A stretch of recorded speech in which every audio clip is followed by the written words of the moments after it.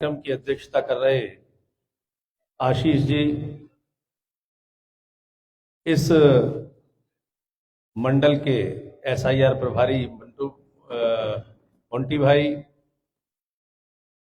हमारे लोकप्रिय पार्षद राकेश जी, अनुज जी, माथुर साहब, अनुराग जी और पूर्व अध्यक्ष वर्तमान में प्रभारी धीरज जी, डॉक्टर अलौकिक उपाध्याय, उपस्थित कार्यकर्ता साथियों, मातृशक्ति, आज का कार्यक्रम 2 सत्रों में है और दोनों ही सत्र मुझे लेने हैं और लगातार मैं बात को जारी रखूंगा। पहला है अटल जी के जन्म दिवस पर उनको श्रद्धांजलि प्रस्तुत करना। अपने अपने फोन बंद कर लीजिए या साइलेंट पे कर लीजिए।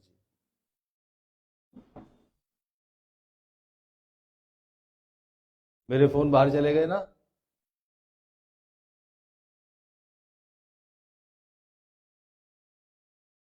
मित्रों, हम सबके नेता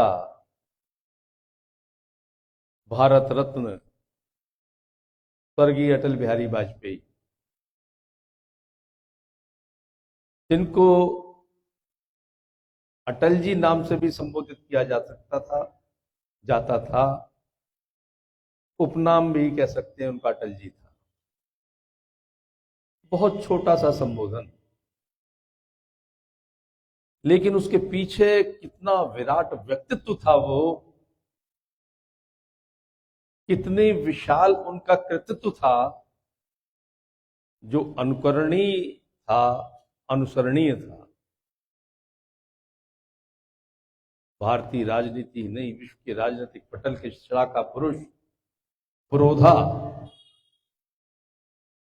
हमारे अटल जी थे। वो कोई व्यक्ति का नाम नहीं था, वो पूर्ण रूप से एक संस्था थे। और संस्था थे ही नहीं, संस्था है और चिरकाल तक एक संस्था बने रहे। यानी जिनसे कुछ सीखा जा सकता है,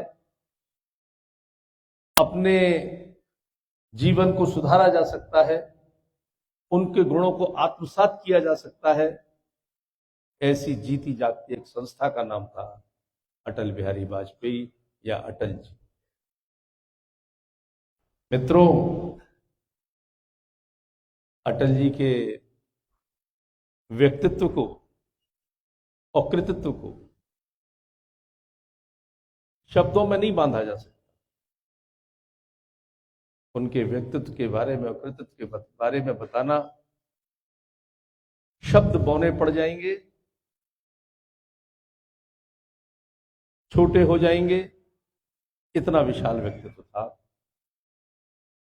उनके कुछ गुण जो हम सब जानते हैं कि लोकप्रिय राजनेता अटल जी, ओजस्वी वक्ता, तर्कपूर्ण ढंग से बात करने की क्षमता थी, ऐसे अटल जी। निर्भीक लेखनी के धनी पत्रकार अटल जी, कवि हृदय अटल जी, विशेष रूप से संगठनकर्ता, राष्ट्रीय स्वयंसेवक संघ के प्रचारक के रूप में,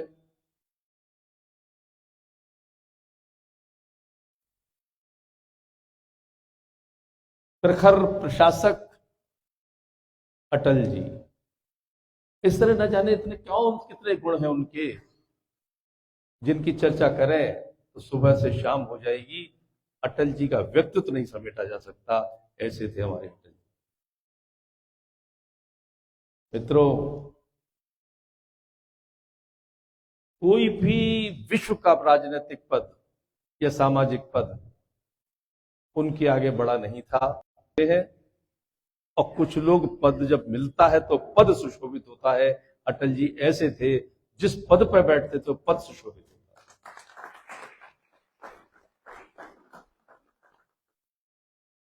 हर पद उनके आगे, उनके व्यक्तित्व के आगे बौना था। उनकी बातों को सुनना, सुनाना एक अनुभव है। उनके जिन लोगों ने, मैं तो कहता हूं कि जिन लोगों ने उनको देखा है वो भाग्यशाली थे,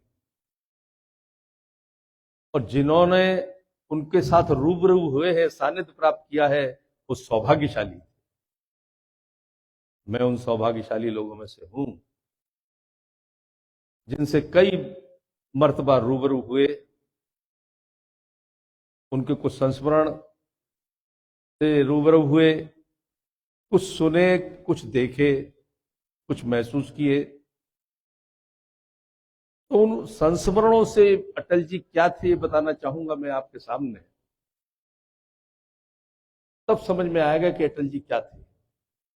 वरना एक शब्द में कह दें ओजस्वी वक्ता थे, एक शब्द में कह दें कुशल लोकप्रिय राजनेता थे। अगर कोई संस्मरण सुना है तब आपको महसूस होगा कितनी ऊंचाइयों की, कितनी गहराई थी वो अटल जी।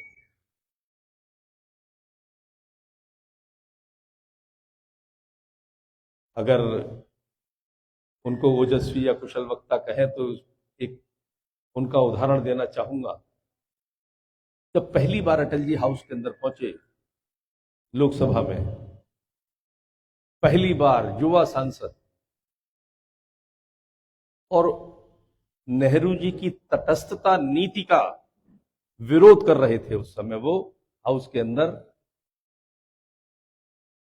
तो कितनी सरल शब्दों में, कितनी दुरूह नीति का विरोध का प्रस्तुतिकरण।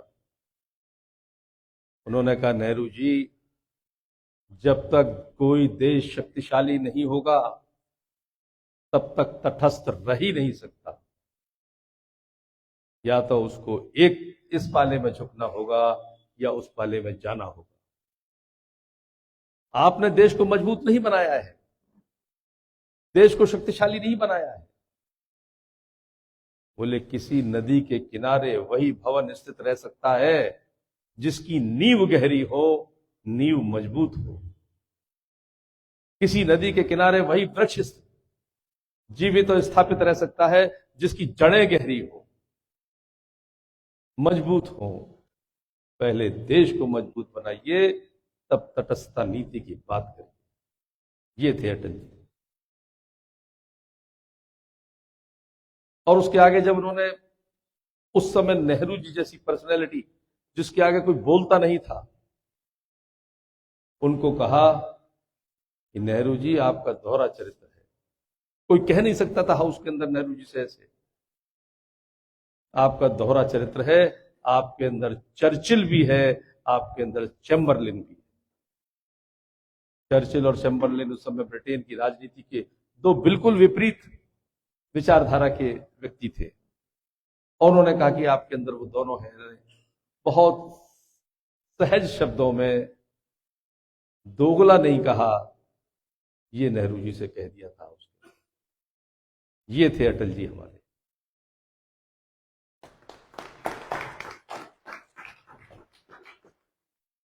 छोटी छोटी बातों से कैसे संदेश देते थे। एक उदाहरण आगरा का बताऊं। कई लोग हैं, चचे हैं, कुछ लोग हैं जो कि वहां पर मीना बाजार की कोठी जब भारतीय जनता पार्टी का अधिवेशन हुआ था, तब सब लोग कैंप में थे। राष्ट्रीय अधिवेशन था, राष्ट्र के जितने भी छोटे बड़े कार्यकर्ता आए थे सभी कैंप में थे। अटल जी भी कैंप में रहे थे। चाहते तो किसी 5 स्टार होटल में ठहर सकते थे, लेकिन कार्यकर्ताओं के बीच में रहना ठीक है। उनके कैंप के बगल में एक छोटी सी किचन का कैंप था, जिसमें उनकी आवश्यकता, सुबह क्या लेना, शाम को क्या लेना, ये सब हम लोगों को बता दिया गया था। बताने वाला एक बात भूल गया था कि रात को अटल जी दूध पीते हैं। सुबह गुनगुना पानी एक जग का भर के, चाय वगैरह वगैरह जो था, 12:30 बजे खत्म हुई मीटिंग बड़े नेताओं की। अटल जी अपने कैंप में आए, उनके सहयोगी थे शिव कुमार जी, वो बोले अटल जी का दूध लाओ। अब हमारी किचन में दूध सिर्फ इतना कि सुबह की उनकी चाय बने। 12:30 बजे मीना बाजार की कोठी के आसपास कहीं दूध मिलता नहीं, और अटल जी का दूध। राजकुमार अग्रवाल जी हमारे सहयोगी थे उस कार्यक्रम में। हम दोनों एक दूसरे को देखें कि क्या करना चाहिए, तो मैंने कहा 1 कप पानी मिला दो उस दूध में, और उसको एक शीशे के छोटे गिलास में, पतला गिलास, उसमें करके दे दिया। अटल जी पी गए। सुबह गुनगुना पानी उस जग में और गिलास में लेके पहुंचे। कुछ अटल जी ने बोला नहीं। देखिए कैसे बातें, बड़ी बातें हल्के से बता देते थे।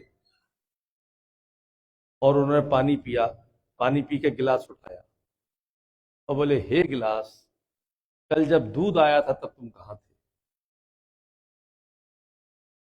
ये थी उनकी शैली बताने की, भैया दूध इसमें लाया था, मुझे आज रात को दूध इसमें लाना। ये थे अटल जी। इतना बड़ा व्यक्तित्व था। जब ये 1996 में हमारी बहुमत पहुंचा था, बहुमत नहीं पहुंचा था, सबसे बड़ी पार्टी बनकर उत्तर प्रदेश में पहुंचे थे, तो बहुमत था नहीं। रोमेश भंडारी किसी को बुलाना नहीं चाहते थे, अपने हाथ में राष्ट्रपति शासन था, तो राज्यपाल हुकूमत चला रहे थे। उस समय कुछ कांग्रेस के लोगों से हमारी वार्ता चली थी कि आप दल तोड़कर बनते हैं, एक 1/3 उसमें 1/3 का वो था, आ जाइए और सरकार बनाते हैं। उनसे 4 लोगों से मिलवाने हम अटल जी के निवास दिल्ली पर पहुंचे। मैं था, चौधरी लक्ष्मी नारायण जो मथुरा के आज भी विधायक है, मंडलेश्वर सिंह थे। मंडलेश्वर सिंह का बेटा भी आज है गजेंद्र सिंह, वो घटना बताएगा आपको।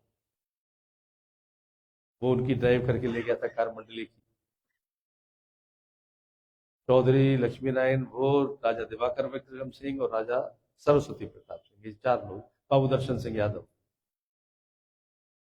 तो देखिए, हम लोग, कोई मेहमान आता है, सामान रखा होता है सामने, कहते हैं लीजिए, एक औपचारिकता के नाते लीजिए लीजिए। अटल जी ने काजू की प्लेट उठाई, सबसे बगल में मैं बैठा था, मेरी तरफ बढ़ाई। अब उस समय मेरी उम्र 38-39 साल की रही होगी। अटल जी जैसा व्यक्तित्व यों करके दे, तो मैंने एकदम प्लेट पकड़ी। अटल जी ने आंखें निकाल कर कहा, हाँ 4 उठाओ, पूरी प्लेट ने।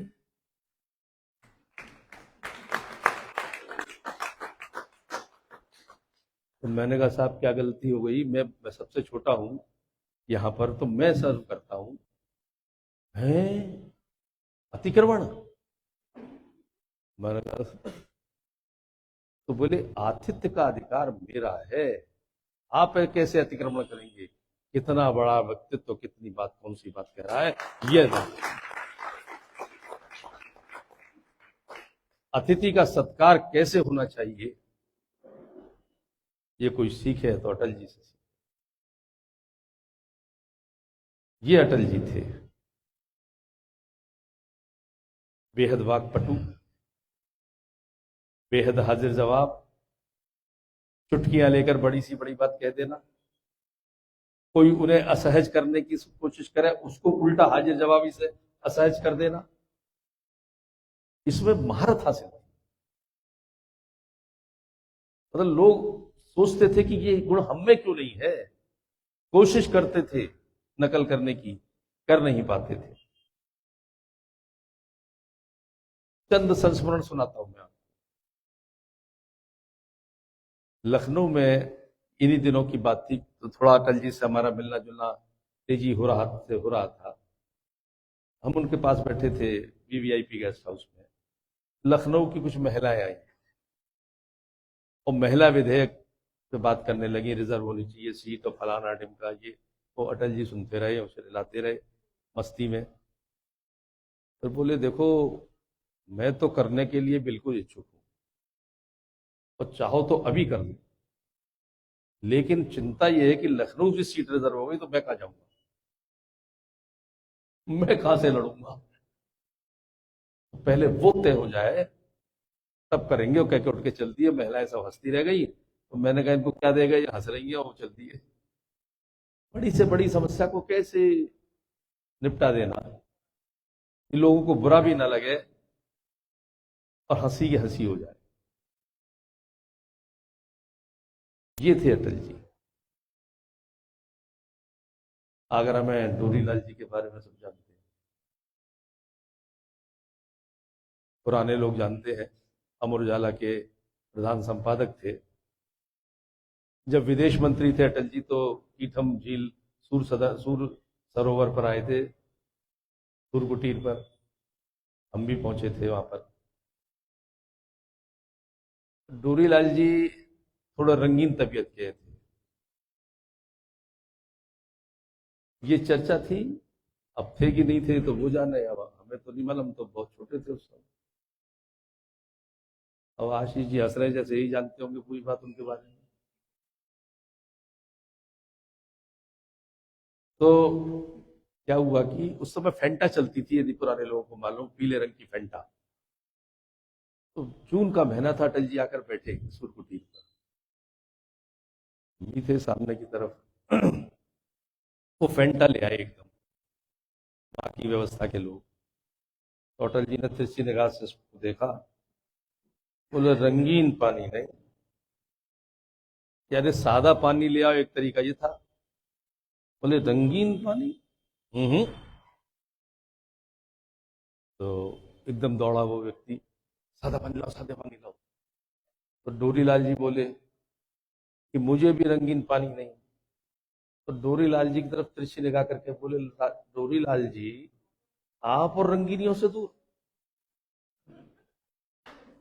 अब डोरीलाल जी के चेहरे पर चिंता और असहजता दोनों साथ साथ प्रकट हुई कि मालूम नहीं अटल जी क्या कह जाए। फिर देखते रहे। बोले आपके नाम को उल्टा कर दे तो लाल डोरी हो जाता है।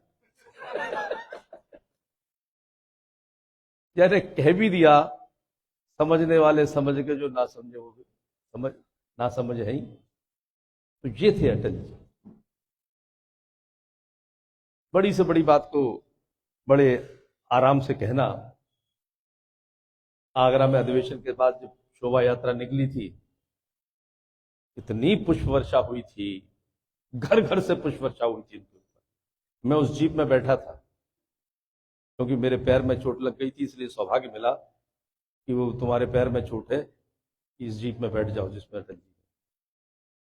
बेहद सभा हुई उसके बाद रामलीला ग्राउंड पर।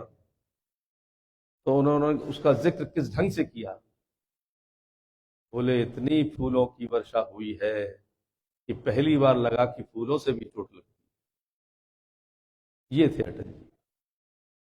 किस बात को किस ढंग से कहना और सहजता से कह जाना, ये अटल जी थे।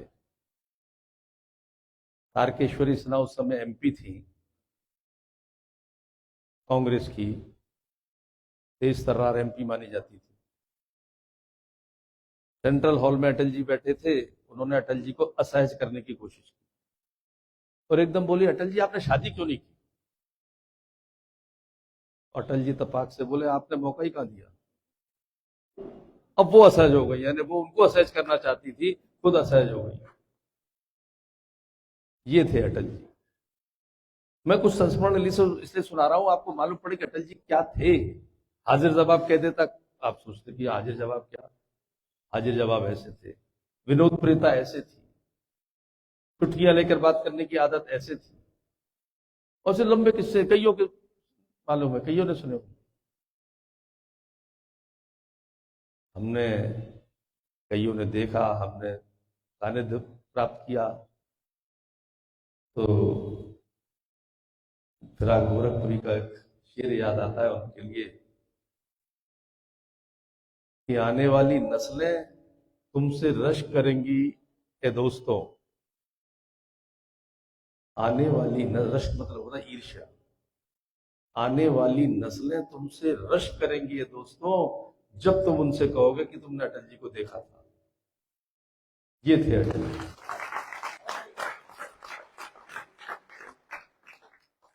तो हम तो सौभाग्यशाली है, हमने उनका सानिध्य लिया। भैया जरा धीरे कर लो उसको।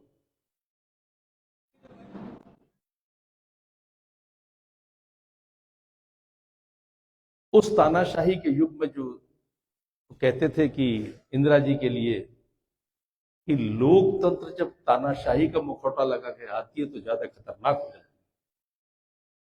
और वो कितने बड़े लोकतंत्रवादी थे।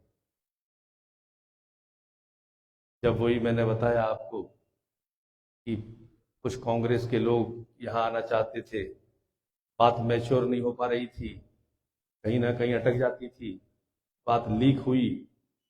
मुलायम सिंह जी ने कोशिश की फिर उस एपिसोड को बनाने की। मैंने अटल जी से कहा, मैंने कहा भाई साहब वो मुलायम सिंह चक्कर में आ गए, इन लोगों के पीछे पड़ गए हैं, ऐसा ना हो वो सरकार बना ले। तो उन्होंने जो बात कही, बोले सत्ता हमारा लक्ष्य नहीं है, लोकतंत्र जीवित रहे, लोकतंत्र राजभवन में कैद ना हो, ये हमारा लक्ष्य। चाहे मुलायम सिंह बनाए या हम बनाए, लोकतांत्रिक व्यवस्था के हाथों सत्ता पहुंचनी चाहिए, राजभवन में कैद नहीं रहनी चाहिए। ये थे अटल जी। 13 दिन की सरकार की, कोई सबसे बड़ा दल था, जीत कर आए थे, पूर्ण बहुमत नहीं था, समर्थन तोड़ फोड़ करके या अवैध समझौते करके, वो उसको अनैतिक समझौता मानते थे कि जब चुनाव के तो समय हम एक दूसरे के सामने खड़े एक दूसरे की आलोचना कर रहे हैं, देशी भाषा में कहीं करे आ रहे हैं, और सत्ता के लिए हम एक हो जाए। इस बात पे उन्होंने शरद पवार को कटाक्ष किया था एक बार हाउस के अंदर। बोले हम वो नहीं है जो सत्ता के लिए गठबंधन करते हो बाद में चुनाव के। बोले मैं किसी का नाम नहीं लेना चाहता शरद पवार जी, और शरद पवार जी को कह भी दिया। तो 13 दिन की सरकार, कर्तव्य था कि, अधिकार था कि उसको उनको बुलाएंगे, वो कर्तव्य था कि बहुमत सिद्ध करेंगे। तो मित्रों ऐसा होता है, जो सब जानते ही हैं आप लोग, पॉलिटिकल लोग हैं, कि जब कोई सरकार शपथ, कोई प्रधानमंत्री शपथ ग्रहण करता है तो फिर उसमें विश्वास मत पर बहस होती है, पक्ष विपक्ष में विश्वास प्रस्ताव पर बहस होती है। आखिर में प्रधानमंत्री बोलते हैं और फिर वोटिंग होती है। वोट में अगर बहुमत मिल गया सरकार बनी रहती है, बहुमत नहीं हो पाया सरकार गिर जाती है, एक व्यवस्था है। तो अटल जी ने उस समय भाषण दिया। सब सोच रहे थे अटल जी का ये, चूंकि प्रधानमंत्री आखिर में बोलता है वो भाषण है, इसके बाद वोटिंग होगी, पूरा देश टीवी पे देख रहा था, मैं भी उन देखने वालों में से।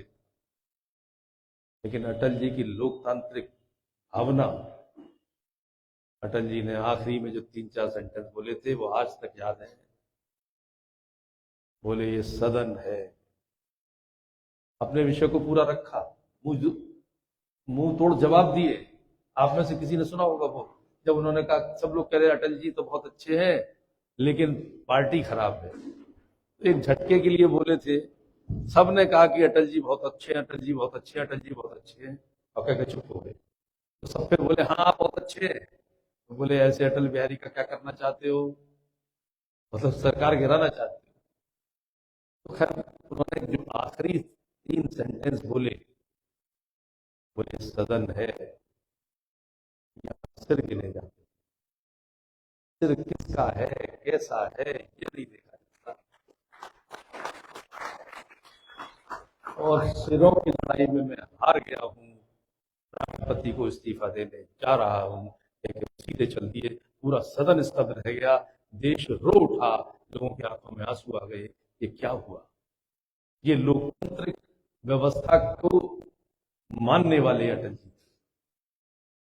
चाहते तो जोड़ तोड़ करके अपनी सरकार बना सकते, लेकिन नहीं। उन्होंने कहा था ऐसी सत्ता को मैं चिमटी से भी छूना पसंद नहीं करूंगा जो जोड़ तोड़ से बनती। तो ये थे अटल जी मित्रों, संवेदनशील अटल जी। बहुत गहरी संवेदनाएं रहती थी। आगरा की घटना सुना रहा हूं, दिल्ली से चले ग्वालियर, रास्ते में मरियम टोम्स के थोड़ा उधर उनकी कार एक भैंस से टकराई, भैंस स्पॉट पे मर गई। गांव वाले दौड़े एकदम तेजी से, अटल जी ने गाड़ी अपनी दौड़वाई वहां से और सीधे सिकंदरा थाने रोकी और बोले ऐसे ऐसे वहां घटना हुई है, उन लोगों को कहो जब मैं यहाँ रुक गया हूं। वहां मालूम नहीं कोई पहचाने न पहचाने मारपीट शुरू कर दे। तो थाना इंचार्ज बोला नहीं मैं देख लूंगा। बोला नहीं, बुला कर आए तो बोले भैया इनका पता वता नोट करो और भैंस कितने में थी, अभी तो पैसे नहीं है, लौट के ग्वालियर से आऊंगा तो पैसे दे दूंगा। लौट के आए, थाने पर रुके, बुलवाया, वो लाख हमारे मन की। बोले नहीं, तुम्हारा नुकसान हुआ है, नुकसान की भरपाई मुझे करनी है। और फिर मजाक में बोले तुमने पीटा नहीं है क्या तब है। ये थे अटल जी। तो मित्रों, ऐसे न जाने कितने संस्मरण हैं उनके, जो उनके चरित्र को बताते हैं, उनके कृतित्व को बताते हैं, उनके व्यक्तित्व को बताते हैं। इसीलिए मैं कहता हूं उनका व्यक्तित्व शब्दों में नहीं बांधा जा सकता, महसूस किया जा सकता है, एहसास किया जा सकता है। एक कवि थे, आप सब जानते हैं, वो उनकी हर कविता एक संदेश देती थी, उनके चरित्र का बयान करती थी। मौत से ठन गई, जीवन से बड़ी हो गई। फिर लिखते हैं जीवन से बड़ी कैसे हो सकती है, मौत से ठन गई। यानी चुनौतियों को स्वीकार करने की चुनौती देते थे अपनी कविता से। हिंदू तन मन हिंदू, जीवन हिंदू, रग रग मेरा परिचय, ये उनकी कविता। यानी उनके जो सिद्धांत थे, जो जिस फलसफे पे सामाजिक काम करते थे, राजनीतिक काम करते थे, उसको स्पष्ट तक कहने में भी हिचक नहीं थी। भरे सभाओं में कहते थे हिंदू तन मन हिंदू, जीवन हिंदू, रग रग मेरा परिचय। ये थे अटल जी। एक उनकी कविता है, हार नहीं मानूंगा, रार नहीं ठानूंगा, काल के कपाल पर लिखता मिटाता हूं गीत रहे। ये उनका चरित्र बता रही है कि दृढ़ता से खड़े रहना चुनौतियों के सामने, मुसीबतों के सामने, हार नहीं माननी है। ये थे अटल जी। सबको साथ लेने की क्षमता। आडवाणी जी, अटल जी तो हमारे बड़े रखते हैं। अखबार वाले कभी कभी ऐसा लिख देते थे कि इनमें मनमुटाव, झगड़ा, आपस में बोलचाल नहीं। अब आडवाणी जी उनसे छोटे थे, जूनियर थे। अहंकार शून्य अटल जी फौरन फोन करते थे कमला आडवाणी जी, यानी आडवाणी जी की श्रीमती जी को, कि भाभी जी खिचड़ी बनाओ, मैं आ रहा हूं दोपहर में खाने। और आडवाणी जी घर पहुंचे और फिर उन पर चर्चा करते थे क्या लिख रहे हैं, इसमें कहीं तुम्हें मुझ में कमी हो तो मुझे बताओ, तुम्हें कुछ लगता है गिले शिकवे तो मुझे बताओ। यानी सतत संवाद बना रहेगा तो मतभेद और मनभेद नहीं होंगे। ये उनका, इसके प्रतीक थे अटल। सबको साथ चलने कर लेने की प्रवृत्ति। उनकी एक कविता मैं आपको पढ़ के सुनाता हूं। कदम मिलाकर चलना होगा, कदम मिलाकर चलना होगा, हास रुदन में, तूफानों में, अमर असंख्यक बलिदानों में, उद्यानों में, वीरानों में, अपमानों में, सम्मानों में, उन्नत मस्तक उभरा सीना, पीड़ाओं में पलना होगा, कदम मिलाकर चलना होगा, कदम मिलाकर चलना होगा।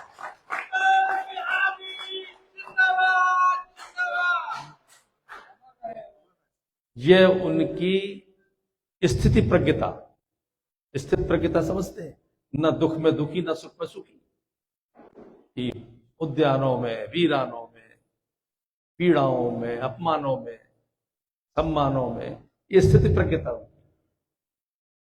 दर्शाती है उनकी कविता। और कदम मिला के चलेंगे, साथ साथ चलेंगे, तभी लक्ष्य को प्राप्त करेंगे। ये हम सबके लिए संदेश है उनकी कविताएं। मित्रों, उनके संस्मरण सुनाएंगे, बताएंगे, सुबह से शाम हो जाएगी, समाप्त नहीं होंगे। ये अटल जी, अगर मान लीजिए इतने गुणों की मैंने चर्चा की, इन गुणों को मैं मुन्ना भाई में कर दूं तो अच्छे वक्ता किसी तरह डेवलप कर दिए जाए, ये क्या अटल जी हो सकते हैं?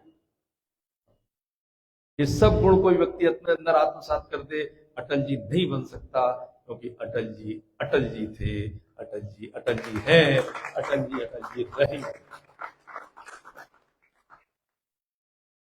मौत भी तुमको आके खामोश न कर सकी, मौत भी तुमको आके खामोश न कर सकी, बरसों हमारे दिलों में तुम गूंजते रहोगे, तुम गूंजते रहोगे, तुम गूंजते रहोगे। इन्हीं शब्दों के साथ मैं अटल बिहारी वाजपेयी जी को अपनी भावांजलि, अपनी श्रद्धांजलि अर्पित